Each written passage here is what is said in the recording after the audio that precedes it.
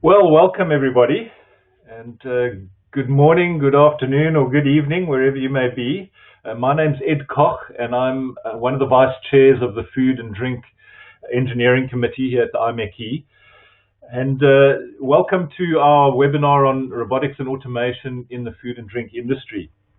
Today we have two really exciting presentations, I think, on what is a very topical subject. And we've deliberately really tried to position this, firstly, to offer a broader industry overview, and second, to provide insight into an application in a critical challenge in a very unique way that leverages digitalization. So I really do hope you'll find this interesting. I think our presenters have got a great deal of knowledge to share, and we're very lucky to have two fantastic guest presenters with us today. So just a bit of housekeeping. Please remember to... So just a reminder then, please to use the question box. I see already some questions are coming in. Our first presentation is around the use of robotics in the food industry.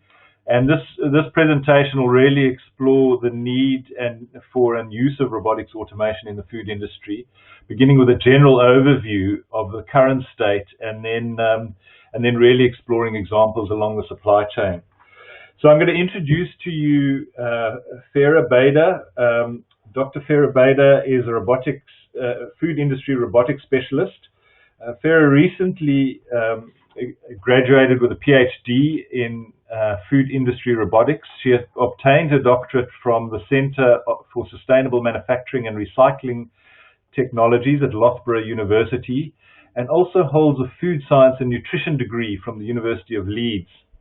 Farah has considerable experience in food industry automation research and has worked closely with UK food and drink manufacturers as well as research centres to understand the industry needs. Among her work, Farah has proposed a framework for the selection and implementation of industrial robots in the food industry to support SMEs in their uptake of automation. So let me hand over to Farah. Hi everyone, thank you for joining us at today's webinar. My name is Farah Bader, and today I'll be giving you an overview of robotics in the food and drinks industry. My talk today will begin with an overview of the food industry and its current operations and why the need for change. I will also explore the role of robotics as flexible automation, their application in the food industry, what they offer food manufacturers, and the factors hindering their uptake. And finally, what this all means for the future of food manufacturing and how it will transform the industry. The food industry is the UK's #1 manufacturing industry. It employs over 4.1 million people across the supply chain and contributes £31.1 billion to the economy. It's a large and vast, very important industry. And even before COVID stirred up the whole world this past year, it had its own challenges. Food producers are struggling to meet consumer demands. Food production lines are filled to the brim with employees manually carrying out tasks to deliver products. And if a factory doesn't have manual labor, it's filled with dedicated fixed machinery that produce high yields of a single product or a limited variety of products. This machinery is slowly becoming redundant, and replacing them would be expensive. Factories are currently always experiencing halts in production due to machinery stopping or needing changing, and this has become a very tough aspect of manufacturing operations and machines. Employees working on these lines are subject to repetitive work injuries due to the mundane tasks that they are assigned, and these roles are becoming increasingly undesirable to employees. So this brings us to why we need change within the food industry. When we come and we look at the food industry's four main stakeholders, we have the consumers, the government, the workforce, and the manufacturer itself. Increasing and aging populations are demanding a wider variety of foods, especially with emerging health trends, increase in diseases, and specialized diets. Such demands open markets for customized and personalized food products which require quick product changes during production and flexible machinery. Governmental bodies are increasing pressures on food manufacturers to improve their compliance to policies and legislations, specifically by improving traceability and trackability. They're also asking for better employee safety and more sustainable practices to be adopted, especially also asking for decreasing food waste, majority of which is usually products rejected due to human or machine error. Limited availability of workforce has organizations struggling to find labor for the food industry. This is prominent in the UK, especially post-Brexit, where a lot of food manufacturers are struggling to find labor. Those labor employees that are available are becoming highly expensive. Manufacturers themselves always strive to improve their operations to increase their market competitiveness. With the onset of the next industrial revolution, they need to adapt to the new changes within the world to be able to respond to consumer demands and have a competitive advantage. I just mentioned industrial revolutions. If we look at the industrial revolutions across the food manufacturing, we can see the advancement of the food industry as a whole. When talking about food manufacturing, we're referring to post-farming processing and forming of food products. This includes primary, secondary, and tertiary food processing. Now, food manufacturing involves the production of all kinds of food and their derivatives. And there are thousands of different ways to process foods, from grinding simple ingredients to complex industrial methods to make convenient foods. During the first industrial revolution, steam and water and power were utilized for mechanical production, aiding with large-scale production of staple ingredients such as sugar and flour. The second industrial revolution introduced electrical energy, which welcomed the era of automated food production and assembly lines filled with specialized machinery to produce mass quantities of a limited range of products, such as canned and pasteurized foods. The third industrial revolution brought on electronics and computer-integrated manufacturing for better and more efficient use of several pieces of machinery for mass production of composite foods, such as ready-to-eat meals. The next industrial revolution, which is the fourth industrial revolution and is also known as Industry 4.0, brings together technology and automation to revolutionize the industries. It promises to deliver the use of Internet of Things for a more cyber-physical manufacturing industry. It aims to promote the use of artificial intelligence and robots in every sector, and it promises a lot of benefits. For the food industry, this includes adopting sophisticated control systems and advanced software unified with highly advanced sensory devices. In this context, it will enable the food industry to develop better traceability and trackability of their ingredients, processes, and products, and to improve food safety and quality. Furthermore, the use of sensors and detection technologies facilitate better food labeling and handling and minimizing of food waste. For successful transition into Industry 4.0, food manufacturers first require the adoption of a higher level of automation, which also includes robotics. When we talk about automation, we're referring to the use of physical machines, computer software, and technologies to complete tasks that are usually done by humans. There are many types of automation, ranging from simple to extremely complex. Now, as I said before, majority of automation used thus far is fixed, specialized machinery, and this will become redundant. But when we talk about robots, we're talking about reprogrammable machines that are able to carry out a series of actions independently by imitating human actions. They have the physical machines of robots have motors, sensors, and controllers programmed to perform physical tasks without human involvement. Robots are considered a form of highly complex and sophisticated automation. They are usually anthropomorphic, therefore they look like human arms, and they're adaptable to multiple processes. Their capabilities render them a type of flexible automation. Flexible automation refers to the ability of a system to be quickly and easily adaptable to changing product specifications and designs, whereas different products can be produced one after another using the same system. Therefore, a system does not have to be stopped for a product variety to be changed. Flexible manufacturing systems reduce manufacturing costs, increase machine efficiency, and improve system reliability. What can we automate using robots as flexible automation? There are four distinct and ideal situations which accommodate robots the best. The first is bottleneck situations, where production is severely hindered, causing delays throughout the processing line. That means you need to speed up this process specifically to have a smoothly running line. Hazardous or unfavorable environments. These are environments where the work that is being done can be considered dangerous. For example, wet rooms in slaughterhouses or temperature-controlled storage rooms, which humans cannot withstand for a really long time. Another is simple and repetitive tasks. Any task that is simply mundane or repetitive can be completely automated. These tasks usually cause injuries to employees which do them, which in return affects product quality. And the last is food production facilities with a wide product range, where processing lines are stopped for extended periods of times for washdown and product changeovers. Again, automation can be used to speed up the process of product changeovers. The benefits of robots in food manufacturing can be grouped into three categories: improve, increase, and reduce.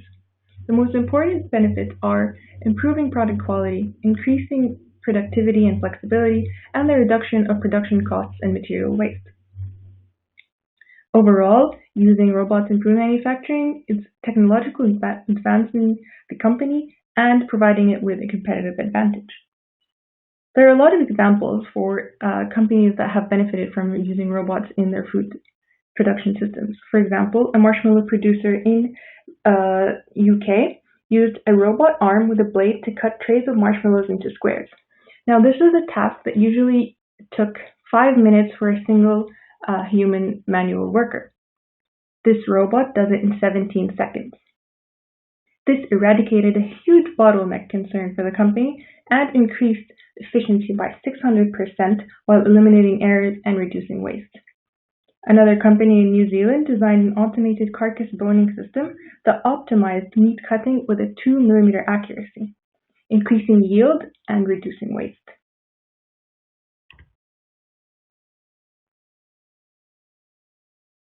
Where can we find robots across the food supply chain?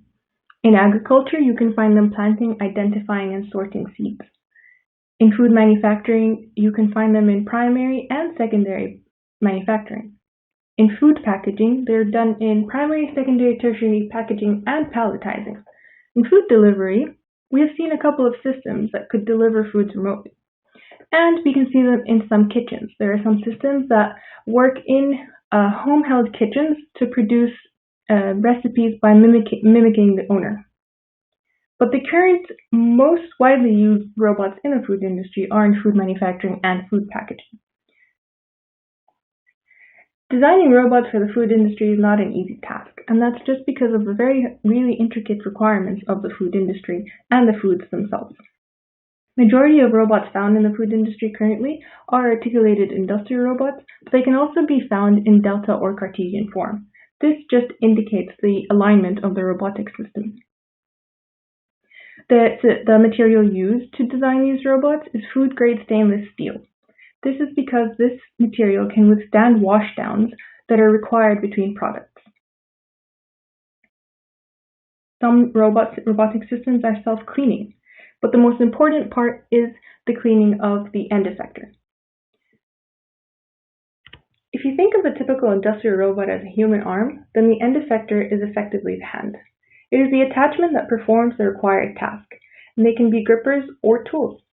Grippers grasp objects while tools manipulate them. For example, a tool can be a knife or a blade.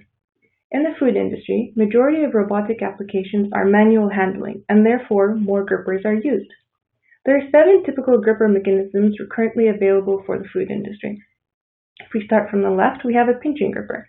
This looks like 2 or more fingers, and it has a partial grip on foodstuff, which is usually used for rigid small to medium-sized foods. It can be used to pick and place fruits and vegetables.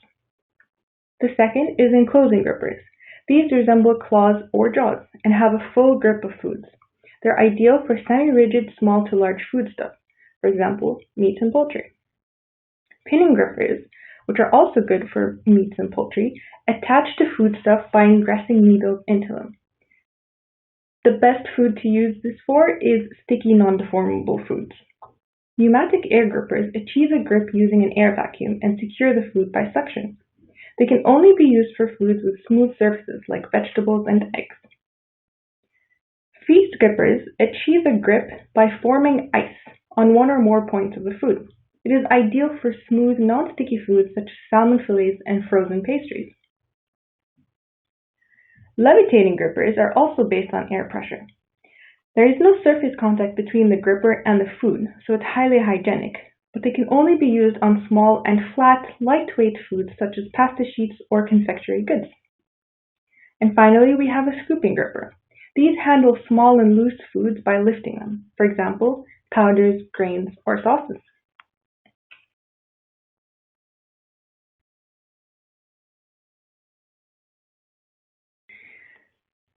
As I said before, majority of robotic applications in the food industry are within food manufacturing. We can see on the screen here 4 examples of where they've been used. We have material handling, which can include sorting, transporting, weighing, loading, and foodstuff. We have material processing, as in the preparation of foodstuff such as size reduction, separation, or slaughtering. The third is assembly, in which robots are involved in foodstuff mixing, assembly, or decoration of pre-prepared ingredients for food delivery, such as this robot assembling the hamburgers. The fourth is packaging and palletizing, which includes primary, secondary, and tertiary packaging and palletizing of finished food products. Packaging and palletizing sees the majority of industrial robots in the food industry because material handled is most likely to be structured, regular in shape, rigid, and sealed, meaning it's less contaminable and easy to handle. More and more applications are being seen higher in the processing line, but this will take time for all the technology to be developed.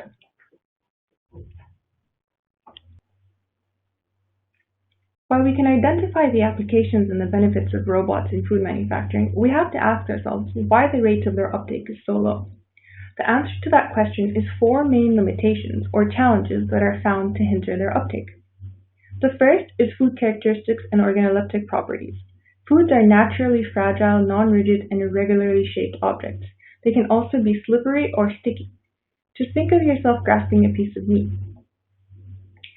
Handling food requires a certain type of gentleness, as even the slightest pressure can greatly affect their organoleptic properties, which can cause bruising and discoloration, which in turn changes their texture, smell, color, and in some cases their taste. Because of these possibilities, a single universal gripper for handling foods is simply out of the question, and we must take into consideration all of these requirements. There are a lot of hygiene concerns when it comes to handling food. Optimum hygiene is a must in all food processing facilities. With manual labor, foodstuff are frequently contaminated from personal and hygienic practices or the presence of foreign objects added intentionally or unintentionally. All foods must be handled by equipment made of non-toxic, non-corrosive, and easily washable materials, which are free of crevices. Hence, why the food-grade stainless steel is being used in robots currently in the food industry. Economic and social barriers. Some people still view robots as expensive, rigid pieces of machinery that require complex setup and complicated running procedures. In reality, they're becoming much more cost-efficient and simpler to run with a quick return of investment. Technophobia also still exists, with a lot of people believing that humans will be redundant after uptake of robots. However, humans must remember that no machine can replace them. Rather, they are a means of improving their working environment, and existing human labor can be upskilled in the company. There is a shortage of skilled operators in the food industry. They have limited access to professional engineering and IT skills that are needed to implement and run robotics. But this can be outsourced. Sometimes the time needed and the financial resources needed to do this are not available, especially in small and medium enterprises.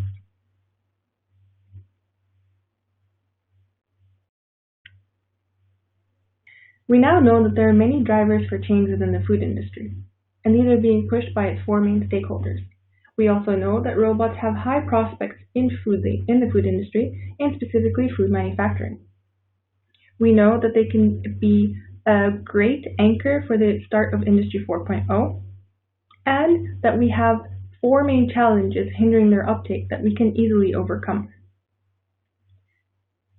International statistical reports suggest that by 2023, the global robotics market will be highly valued, and that the onset of Industry 4.0 will bring upon the technologies needed to drive the food industry further. Robotics is only but a pillar of these, but it is an important stepping stone into the next industrial revolution and the change within the food industry. Thank you for listening. Thank you, for your presentation. Ed is just currently experiencing some connection issues, so I'll just move on to Alex's presentation. So thank you, Alex. Hello, I'm Alec Anderson, co-founder and CEO of CoolMill. This talk is a brief overview of our approach to automation, or more accurately, digitalization, and some of the challenges we have and are facing. For 3.5 billion people, rice is literally life. But rice is an antiquated and wasteful global industry. Post-harvest drying, storage and processing are required to turn the paddy leaving the field into the finished product on the shelves in supermarkets.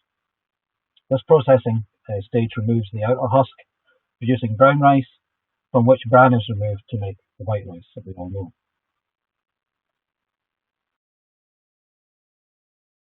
Mechanised milling was introduced in the 1860s, replacing hand pounding, and today's machinery is largely still derived from that early technology. Surprisingly, hand pounding is still in use today, for example, in Malawi. Modern high-performance rice mills are automated, but require significant capital infrastructure and large volumes of rice to function. But they're still dependent on manual monitoring and control. The infrastructure and capital excludes over 1.5 million SME mills.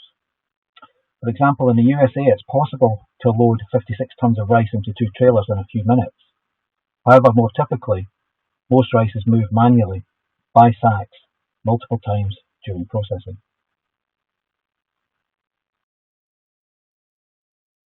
The mill on the left is very typical, mechanised but with little or no automation, and digitalisation is not even on the radar. The results of this lack of automation, mechanisation, digitalisation is significant loss. The annual triple bottom line loss, that's economic, social and environmental, is approximately £93 billion. And we believe that adopting digital solutions can address much of this loss, moving the rice industry to a more sustainable and profitable future. Perhaps for each of us, automation actually means something different. There is no one-size-fits-all solution. But for us, it's all about creating value. To achieve that, there are many barriers to overcome. There's an embedded culture of 150 years of mechanised milling as it stands today. There's the reliability and suspicion of the technology and the connectivity of that technology. And of course, there's the technology itself and the skills needed to deploy that technology to its maximum advantage. We are a small company, a micro SME, and we work in a highly intensive global industry, compete against large multinationals with vested commercial interest in the status quo. What could possibly go wrong? But I think COVID has given us an opportunity. It's forced rapid change. Perhaps one positive outcome that will come from COVID will be less pushback and more willingness to adopt significant change going forward. It's also brought a focus into the vulnerability of extended supply chains, food security, and of course the traceability of that food. And there are digital solutions that can address those core problems. Again, for us, creating value comes from optimization. But that depends on capturing data, doing something with that data, and then reconfiguring the mill in real time based on that data to maintain an optimal performance.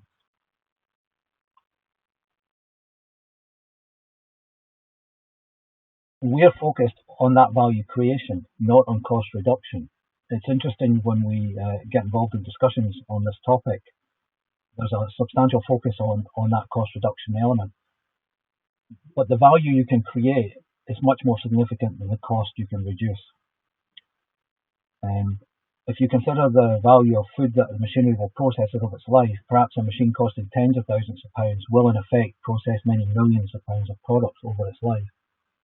So perhaps investing more in that core machinery at the outset will deliver substantial value over its life.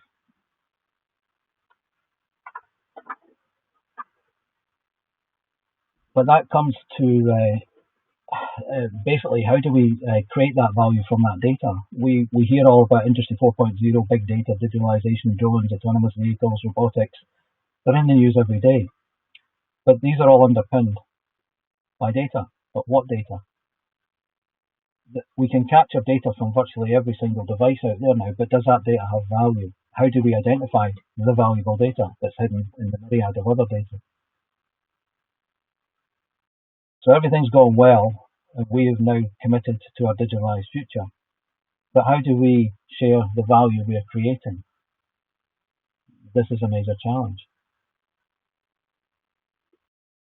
So we've developed a servitization, machinery as a service business model.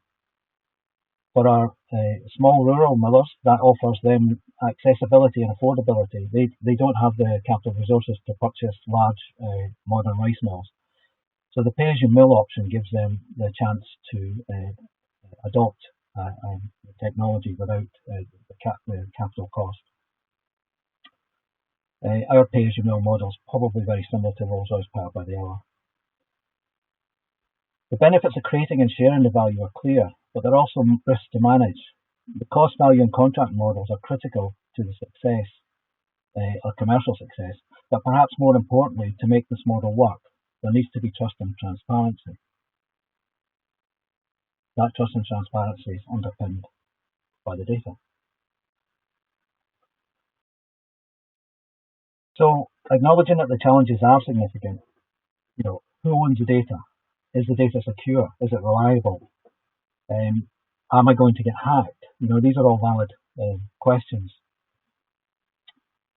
Equally important is what happens when it goes wrong. Who's responsible and at what cost?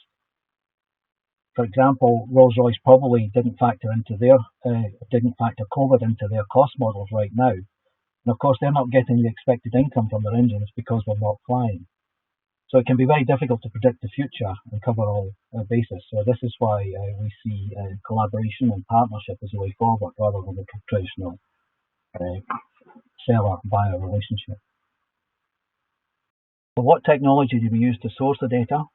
How do we decide what to do with that data? And how do we connect it all together? So having decided to digitalize, what technology do you use? Vendors want to sell their solution. Is it what you need or can benefit from? One size does not fit all. For example, we use a variety of technologies from a number of vendors. We're working with Siemens and the Mindsphere platform, and also with Microsoft and their mixed reality solutions. We also work closely with the National Centre of Excellence for Food Engineering at Sheffield Hallam University on analytics on the data we have captured. Data capture is certainly challenging, and bringing the data together into a meaningful data set is not easy.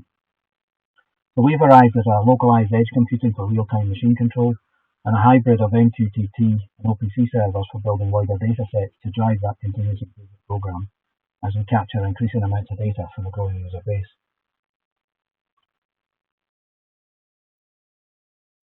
With our primary customer base located in China, India and Southeast Asia, our response to COVID was to develop a mixed reality solution. We can now manage and support remote engineers from the UK. Great for now, the travel restrictions in place, but post-COVID, this will also minimise the need for travel and improve our response times. And this is a fundamental part of the servitization model.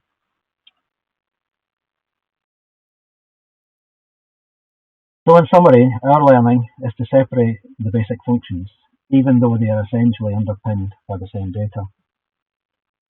The edge computing delivers the opportunity for real-time optimization and the benefits that brings.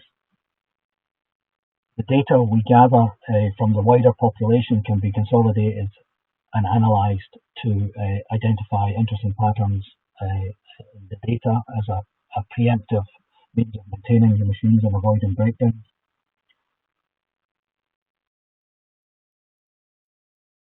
And the purpose of the digitalization is to deliver value, that is the social, economic and environmental value, from minimizing the loss of food in post-harvest operations, increasing the quality of food for the consumer, and of course generating significant commercial returns for the reduced stakeholders in a simplified and shortened value chain. I hope you found that interesting, and I'm happy to take questions. Thank you.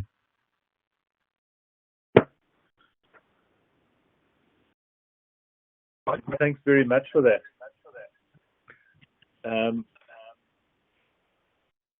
First of all, apologize for some of the technical issues that we've had. We seem to have had a number of connection problems. But during the presentations, we have had quite a number of questions come in. So thank you for that. And perhaps just a first question. There's a number of questions just around robotics. So maybe to Farah, there's first one from Musawa just around costs. So the question is, food manufacturing operates with very narrow profit margins, and even relatively cost-effective equipment is out of the question for many manufacturers. What do you think could be done to make technology more accessible?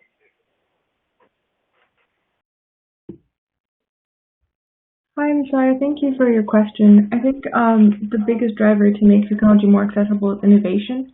Continuous research into making technology to be made out of more available equipment and material will make it more accessible and at a baseline cost that would be more reasonable for food manufacturing companies to be able to adopt them.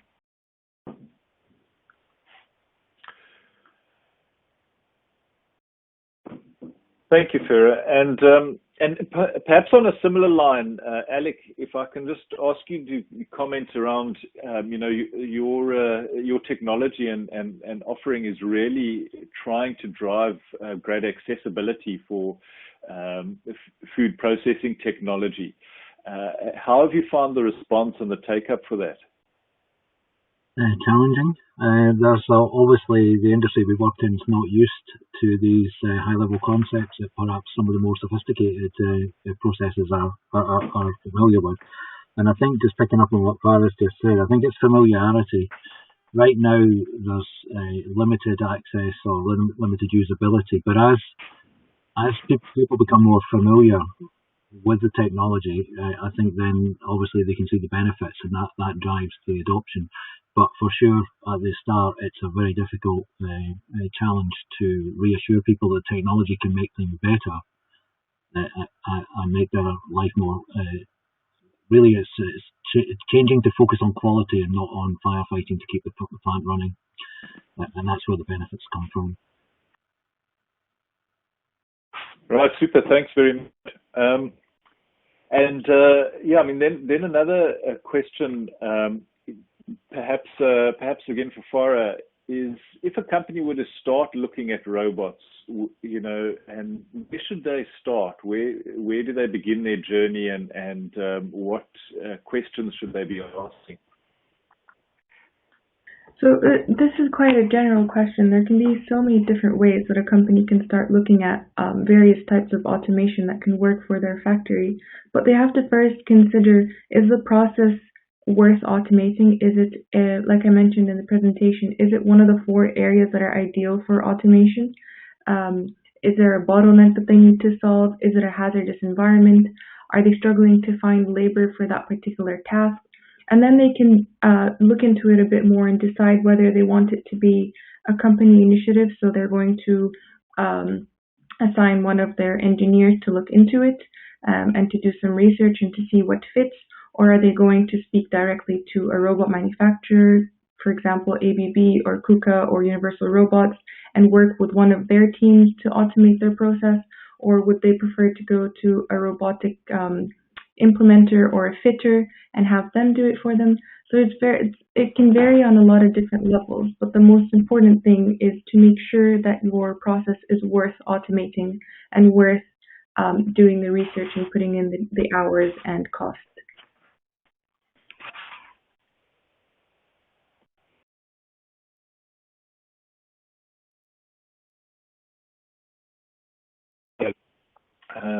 Here's an interesting question from Doug about, and Alec, perhaps you can comment on this, is, how do you promote automation in areas of abundant labor and perhaps less reliable infrastructure? Yeah, that's a really good question, isn't it? I think there's two aspects to that. You've got a social aspect and a commercial aspect. Of course, as a mill owner, you're looking to increase your profitability, and that comes from driving up the value, reducing the waste and damage that you cause during the processing operations.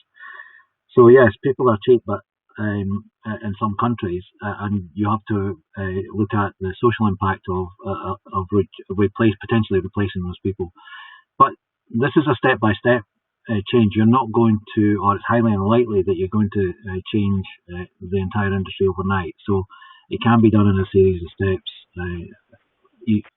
that can prove where there's value to be had at relatively low cost. You have to also consider the remoteness of many of the plants that we work in and the context that has, and that you still need people in the rice mill. So what we would say is that the opportunity is to make the job easier, to focus on the quality, as I said earlier, rather than on firefighting. So it's not about replacing the people, it's about changing the emphasis of the work they do to improve the quality and value that they produce. Yeah, thanks for that. That really makes a lot of sense. Here's another question then to Farah. With so many different food processes, food textures, and consistency, do you see standardization of some of the robotic elements? There definitely will be some standardization. There's going to be an element of robotic end effectors that are just related to the food industry. As Alec was saying, there has to be a familiarity with the subject first for something to be more commonly used, and then it will be easier to reproduce for different applications. Like I said in the presentation, food industry currently there are 7 general grippers that can be used, but of course their proximity, the proximity sensors, the pressure sensors all need to be used to make these grippers bespoke to the specific foods that they're going to handle. So for example, any type of these grippers will need a bunch of sensors to deal with grapes as in comparison to using them, for example, for packaging cans and tins. So it might not be a standardized process, but the requirements for each one will become standardized. Right. Okay, no, well, thanks for that. There's another one here, just building on that really, is from Zeti, is considering that big data underpins the operations of robotics, is digital connectivity a significant issue in implementing robotics in food manufacturing facilities? I know we've experienced some connectivity issues this morning, but is this a significant barrier in manufacturing facilities? I think we need to think about robots as a tool for connectivity. So as a pillar of Industry 4.0, it's actually going to allow for better communication networks and connectivity between devices, machines, and software. So it's actually a bridge kind of between the digital connectivity and the machinery that exists. Right. Okay. That's good for that. And here a question, Alec, from John, just asking, in order to help understand the processes that Coolmill uses, could Alec give an example of some of the data that is captured in their system and how they analyze and use it to optimize the process? Yeah, so rice is a natural product, so it's a very variable in-feed material, and it's also affected by the climatic conditions, the environment that we work in. So in some parts of the world it can be very cold, some parts of the world it can be very hot, and in some parts of the world it can change from cold to hot in the course of the day. So it's a very variable raw material, and so if we can bring together some information on what we are getting to work with, and then we're bringing information out of the machine to look at the actual in-process operation, and then we're looking at the quality data that we're actually producing. And I guess a bit like a jet fighter, it's unflyable without the computer. There's so much happening in a rice mill for a manual operation to monitor and control accurately with the changeability of the inputs and the machine conditions and the climatic conditions. It's almost impossible to optimize. So that's the kind of sort of target we're evolving to try and understand, by bringing all that data together, how we can optimize and maximize the performance of the mill. Now, I'm old enough to come from the age of SCADA systems, where we used to produce on large monitors beautiful diagrams that were crammed full of information and flashing lights. But the reality is, right now, we want to move towards a lights out milling operation where we're not interested in what's working well, we're only interested in what's not working. So rather than overwhelming the operators with unnecessary information, we really want to focus in on where they need to be putting their attention. And so that really is about capturing the data. And understanding what data you need to capture is really important. As I said in the presentation, we can get a myriad of data from many different sources now, but what is actually the real data that's of interest and value to us, and can we pick up on that data at an early stage when things are starting to go wrong? Again, from a manual perspective, things have gone seriously wrong before a man can become, or an operator can become aware of an issue. Whereas if we replay the data back preceding a major event, can we see patterns in the data that, if we see again in future, alert us in advance of a failure that we have a time to do something, or we need to do something right now? That's kind of how we see the data being useful in our operations. Right. So, I mean, really by exception, using data by exception and also more predictively. Eh? Yes, it's about. I would think it's fair to assess rice milling right now as being a reactive management style. So a big pile of rice will arrive on the floor, something will have gone wrong, and somebody will try to fix it, figure out A, what's gone wrong and fix it, and B, we want to move to a proactive, preemptive management, where we can see in advance where issues are starting to arise and take corrective action.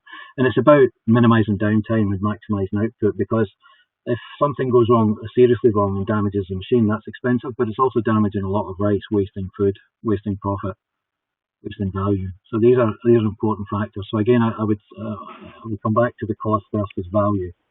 It's not about the cost of anything, it's about creation of value.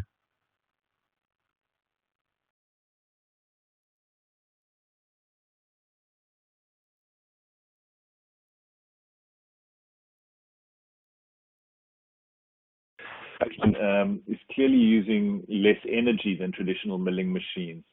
And, with decarbonisation and the sustainability agenda accelerating, is this a topic that is you're discussing with your customers and relevant for the customers? Absolutely, and beyond the customers, it goes up to government level as well. Obviously, the impact. Rice is such a fundamental crop globally. If we can improve the performance of the rice industry, then that has huge wider impact than just at a mill level. So yes, we're very focused on. I don't think we're ever going to get to zero carbon or net zero for rice, because there's a lot of gases produced in the production and the growing of rice. But yeah, we can certainly move towards a more carbon friendly future. Yeah.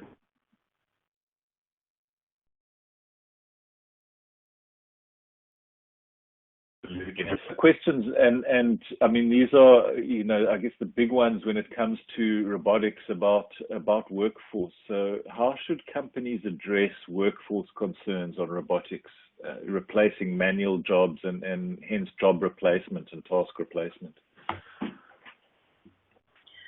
This is obviously a great concern for all the workforce within all manufacturing industries, and as we know, the food industry is already struggling to find labor, but it's of course still a big concern for labor that still remains. Companies should aim to reassure the workforce and like set up a system that trains existing employees to monitor and maintain robotics. This will elevate their work status and it will increase morale as they're removed from the repeatable mundane tasks that they had done previously.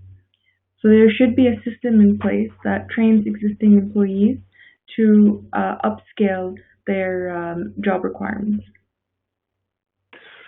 Right. So changing requirements will lead to new opportunities for the workforce. Yeah. And here's, I mean, going back into the food industry where a lot of different SKUs, weights, lengths, heights, widths, and shapes on the same production line. Can robots be adopted to improve changeover times in this environment? Yes, definitely. The greatest benefit of robotics is that it's easy and simple to reconfigure them. You can even reconfigure them and reprogram robots offline. So that means your line could be running as it is, and as soon as you're done, producing one variety, the robot can immediately start to produce the next because changeover times are reduced with offline programming. Systems can be carefully chosen so that they can handle the different SKUs produced by the company and allowing it to handle different varieties. It's all about the system that is chosen and its variability in the components it has.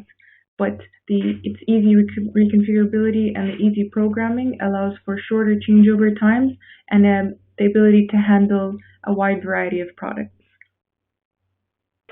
Excellent. So that's, I mean, that is obviously one of the major advantages of robots.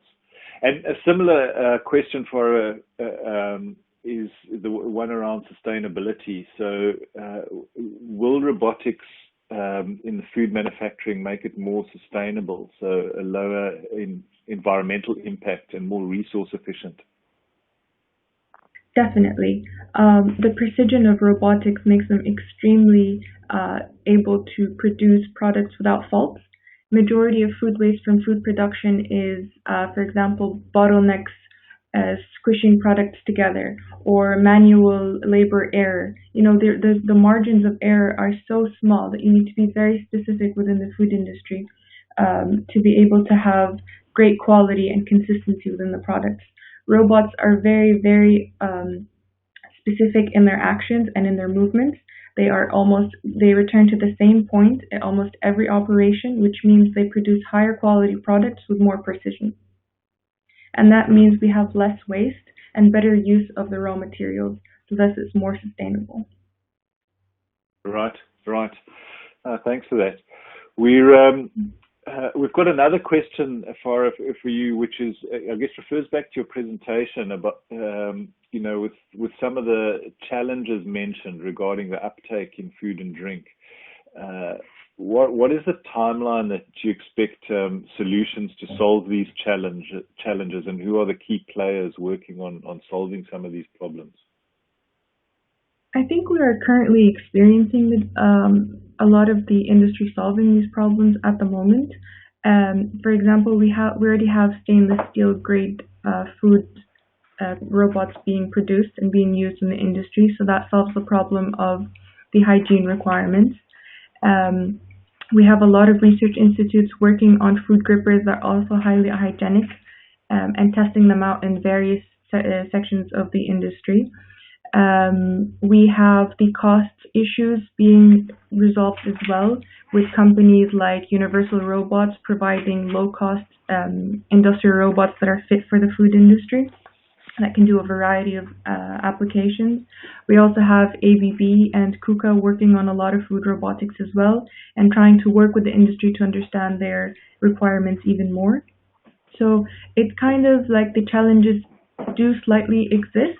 The biggest barrier right now, other than all the technical bits that are being slowly resolved, the biggest barrier is convincing the food industry that this is the correct path for them, or that they should be more interested in using robotics within their operation? Thanks. Yeah, thanks for that. And I think these kind of forums where these issues are discussed really help in driving that agenda forward. Maybe just time for one more question, and I guess again, Farah, to you is, coming back to the workforce issue. What are the basic skills and knowledge that would be needed for the incoming workforce in order to operate in a more automated and roboticized environment in food production?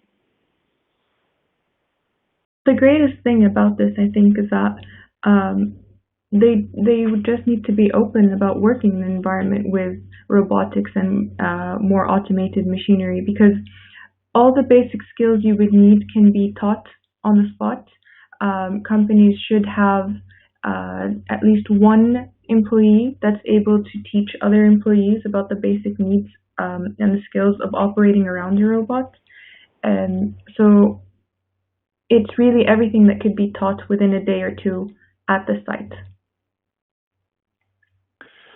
Great. Well, thanks for that.